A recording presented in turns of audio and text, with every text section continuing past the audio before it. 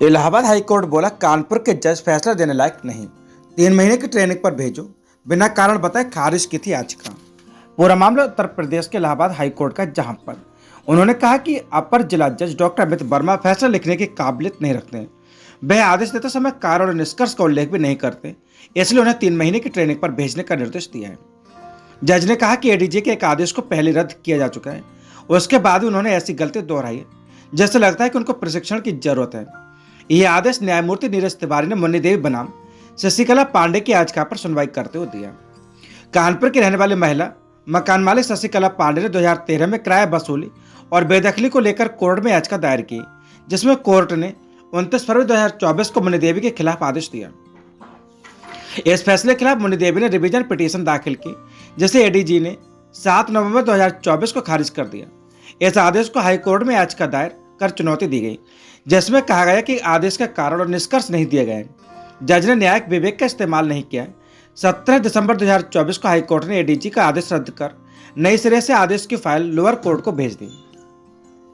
Allahabad high court ने 2 बार एक जैसी गलती करने वाले एडीजी को ट्रेनिंग पर भेजा, जो गलती पहले आदेश में वही दूसरे में भी।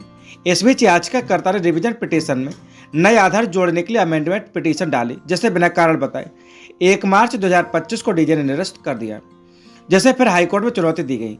महिला का कहना था कि एडीजे अमित वर्मा ने पहले आदेश में जो गलती की थी वही गलती इस आदेश में भी की है, इसलिए आदेश रद्द किया जाए।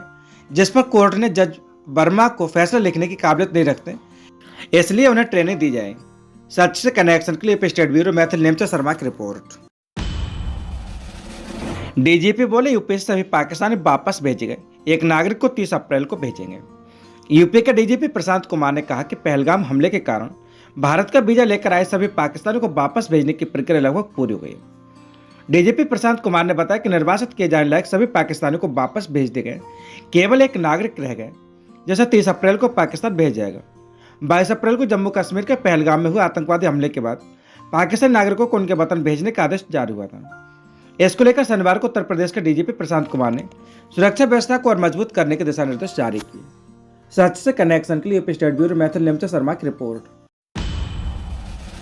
मानव सेवा क्लब ने पहलगाम घटना के दिवंगतों के प्रति मोमबत्ती प्रज्वलित करके श्रद्धांजलि अर्पित की। घटना के प्रति कड़ा आक्रोश प्रकट किया गया।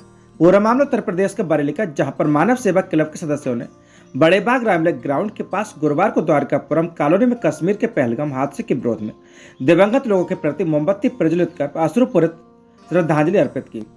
प्रकाश चंद्र सक्सेना ने कहा कि घटना बहुत हृदय विदारक है। मानव सेवा क्लब इस घटना का कड़ा विरोध करता है और सरकार से मांग करता है कि आतंकवाद के विरुद्ध सख्त रुख अपनाते हुए जल्द ही कड़ी कार्रवाई की जानी चाहिए। सभी ने 2 मिनट का मौन धारण भी किया। कार्यक्रम में बड़ी संख्या में लोग मौजूद रहे, जिनमें अरुणा सिन्हा, सुनील कुमार शर्मा, प्रकाश चंद्र सक्सेना, राजेश सक्सेना, अनिल सक्सेना, करुणा शंकर, गंगाराम पाल, अरविंद मिश्रा, संजीव गुप्ता, डॉक्टर राकेश गंगवार, विजय मिश्रा, कमलेश शुक्ला, राकेश सारस्वत, पूनम सक्सेना, नीता सारस्वत, बीना बिहारी लाल गंगवार और पुष्पा गंगवार शामिल हुए।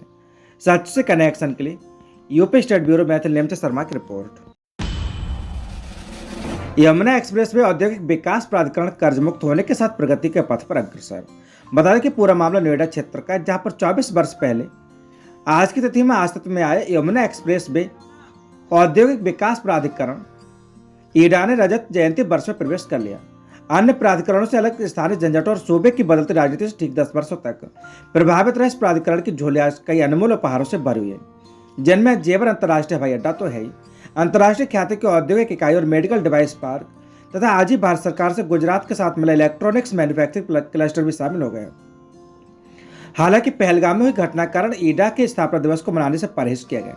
संभवतः विश्व के सबसे लंबे एकीकृत औद्योगिक क्षेत्र 165 किलोमीटर को विकसित करने की जिम्मेदारी के साथ जन्म लेने वाले यमुना एक्सप्रेस वे औद्योगिक विकास प्राधिकरण ईडा का 25वां जन्मदिवस है। पिछले 24 वर्षों में इस प्राधिकरण ने तमाम उतार चढ़ाव देखे हैं, जहां पहले ताज के नाम से वजूद में आए इस प्राधिकरण की शुरुआत के पहले 10 वर्ष में केवल यमुना एक्सप्रेस वे ही बन पाया। बदकिस्मती से इस एक्सप्रेस वे के बनकर तैयार होने के साथ ही उत्तर प्रदेश में मायावती के हाथों सत्ता चली गई। 2012 में मुख्यमंत्री बने अखिलेश यादव ने अज्ञात कारणों से इसे चालू होने से रोक दिया। लगभग 2 वर्षों तक यह एक्सप्रेसवे सूना पड़ा रहा। इस बीच प्राधिकरण के तत्कालीन अधिकारी एक मुश्त 21,000 आवासीय भूखंडों की योजना लाई। योजना सफल रही, परंतु प्राधिकरण क्षेत्र को आबाद करने में कोई मदद नहीं मिली। ग्रुप हाउसिंग, संस्थागत, वाणिज्यिक टाउनशिप आदि प्रोजेक्ट भी लाए गए, परंतु अधिकांश प्रोजेक्ट निवेश मात्र साबित हुए। अक्टूबर 2015 में प्राधिकरण के मुख्य कार्यपालक अधिकारी के तौर पर डॉक्टर अरुणवीर सिंह की नियुक्ति और 1.5 वर्ष बाद उत्तर प्रदेश में भाजपा की योगी आदित्यनाथ सरकार आने से इस प्राधिकरण के दिन रातों रात बहुने लगे। मुख्यमंत्री योगी के निर्देश पर 2017 में पहली बार जेवर में हवाई अड्डा बनाने की लिखित में प्रक्रिया शुरू हुई। वर्तमान में हवाई अड्डा, फिल्म सिटी, पतंजलि के अलावा नामचीन औद्योगिक इकाइयों के आगमन और इडा का आगरा तक विस्तार एक आधुनिक नई यमुना नगर को आकार देने में लगे हैं। सच से कनेक्शन के लिए स्टेट ब्यूरो मैथिल नेम से शर्मा की रिपोर्ट।